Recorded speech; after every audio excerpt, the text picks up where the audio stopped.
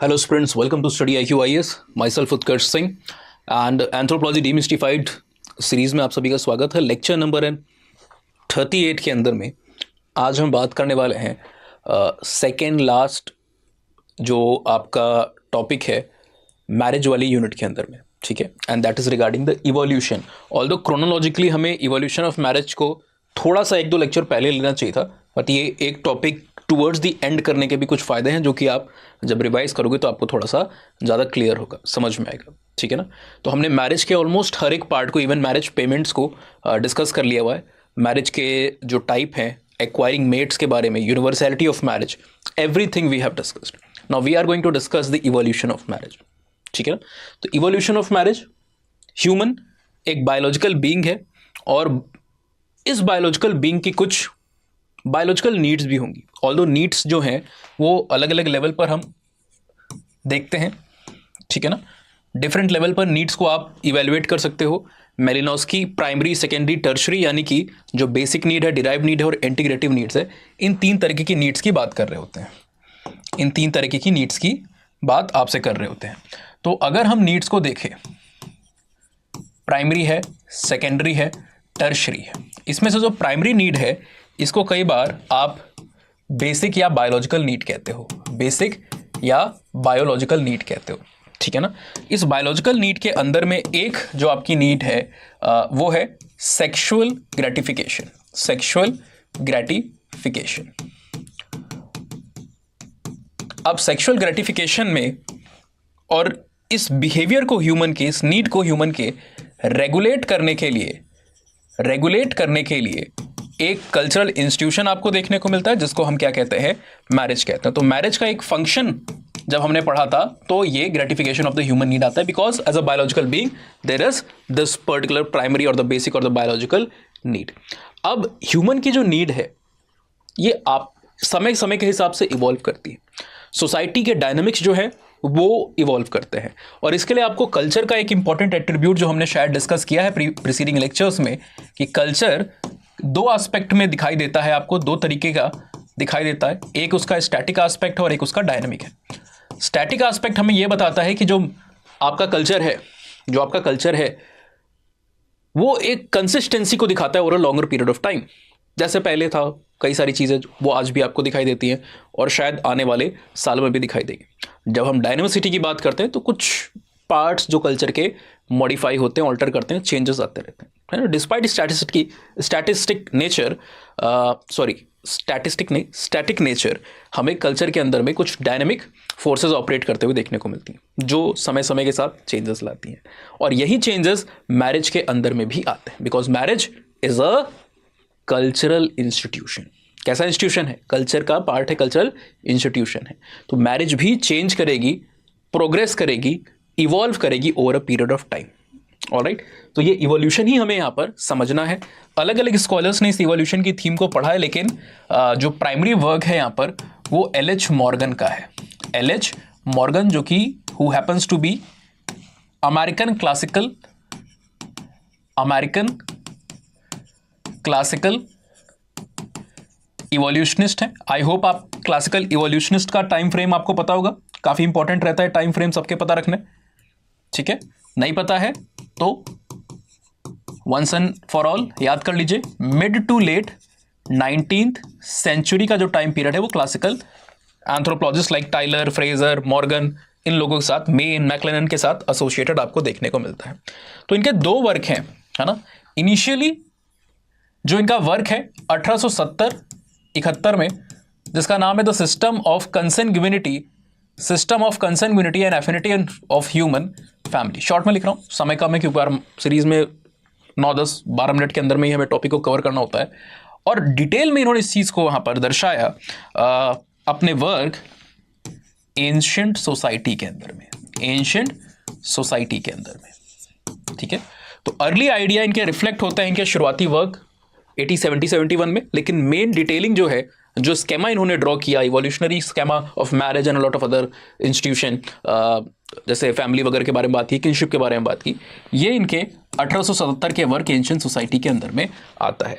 अब इसी का वर्ग के अंदर में इन्होंने कुछ इस तरीके से एक स्केमा बताया कि marriage has evolve from the stage of consanguinity, है ना।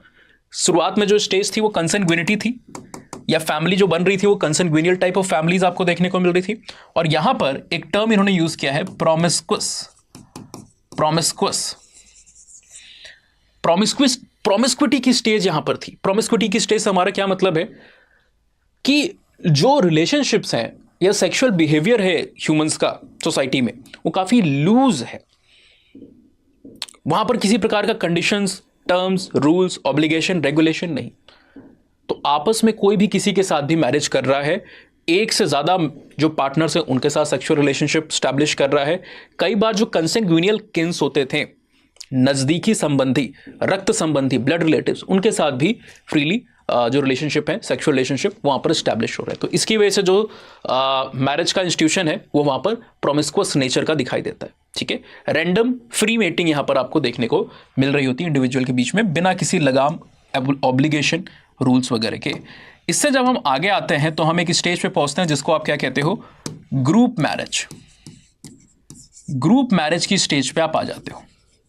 अब ग्रुप मैरिज की जो स्टेज है इसकी क्या खासियत है, यहां पर number of male marriage to a number of female. एक लड़कों का जो ग्रुप है वो एक महिलाओं के ग्रुप के साथ, पुरुषों का जो ग्रुप है वो महिलाओं के ग्रुप के साथ वहां पर मैरिज करेगा। लेकिन बात क्या है, दिक्कत क्या है, क्या चीज आई और क्या चीज नहीं आई उसको हम समझते हैं। देखिए यहां पर पार्टनर्स, यहां पर फील्ड तो आपकी सेलेक्ट कर दी गई, फील्ड आपकी जो है वो यहां पर लिमिट कर दी गई। यहां पर क्या था, रैंडम था, जिसके साथ मन करे आप उसके साथ मैरिटल रिलेशनशिप को स्टैब्लिश करो, सेक्सुअल रिलेशनशिप को आप वहां पर स्टैब्लिश कर सकते हो। तो कोई फील्ड नहीं था कि सिर्फ ये 2 या 4 या 5 या 6 ही लोग हैं। यहां पर एटलीस्ट जब आपकी एक ग्रुप ऑफ मेन की ग्रुप ऑफ वेमेन के साथ मैरिज हुई तो उसी ग्रुप में अब आपको क्या करना है, सेक्सुअल रिलेशनशिप आपकी चलेगी, उस ग्रुप के बाहर नहीं जाएगी, है ना। तो फील्ड को लिमिट कर दिया, लेकिन पेयरिंग अभी नहीं हुई थी। यहां पर अभी पेयरिंग नहीं हुई थी, नो पेयरिंग। इस जगह पर तो फील्ड भी नहीं थी और पेयरिंग भी नहीं थी।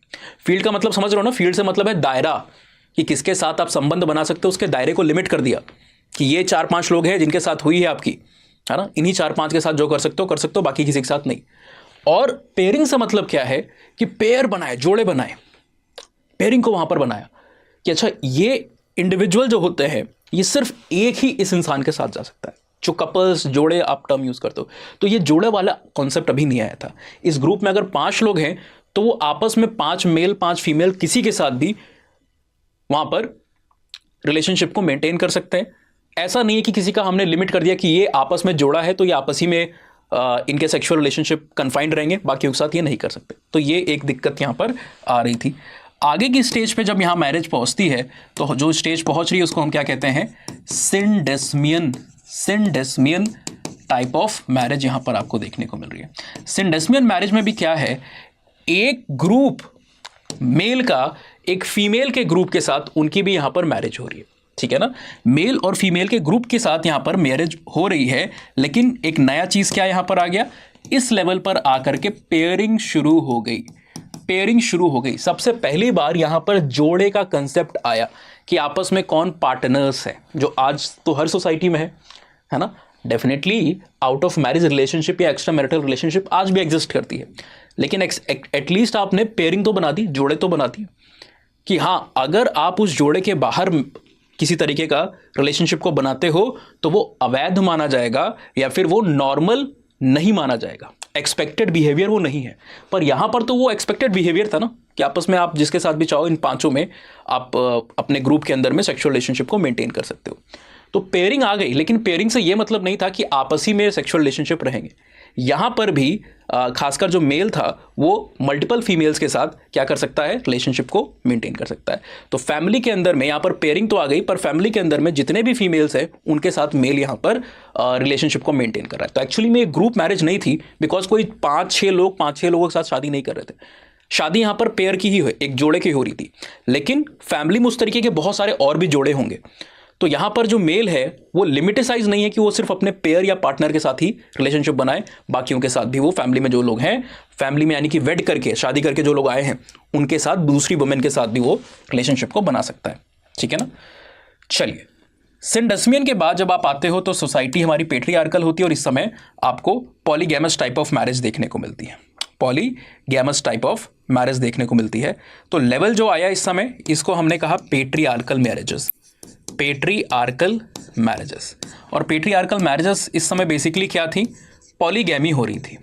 पॉलीगैमी आपको देखने को मिलती, और पॉलीगैमी में भी ज़्यादातर कौन सी, पॉलीगाइनी का जो टाइप है वो आपको देखने को मिल रहा था, जहाँ पर एक जो पुरुष है उसकी कई सारी वाइफ्स या महिलाएं आपको देखने को मिलेगी। ठीक है ना। पेट्रियार्कल टाइप ऑफ सोसाइटी यहाँ पर एग्जिस्ट कर रही थी। आगे आप इससे जाओगे तो जो लास्ट लेवल हमारा इवॉल्व करके आया इस समय पर, आपकी मोनोगैमी टाइप ऑफ मैरिज जो है वो आपकी ओरिजिनेट की। मोनोगैमी यहाँ पर आ जाती है, यानी कि एक इंडिविजुअल का एक ही पार्टनर, सिंगल पार्टनर होगा, है ना। और रोल्स रिस्पॉन्सिबिलिटीज़ को शेयर करेंगे, म्यूचुअल सेक्सुअल राइट्स होंगे, और बाकी जो कैरेक्टरिस्टिक हमने प्रीसीडिंग लेक्चर्स में बताएं वो यहाँ देखने को मिलेंगे। तो आई होप आपको ये टॉपिक समझ में आ गया होगा, कई सारी केस स्टडीज़ के साथ, और डिटेल में इस टॉपिक को अगर आप पढ़ना चाहते हो, यानी कि अगर आप यूपीएससी के एस्पिरेंट हो और इसको जनरल पॉइंट ऑफ व्यू में ना पढ़ के एग्जामिनेशन पॉइंट ऑफ व्यू से पढ़ना चाहते हो,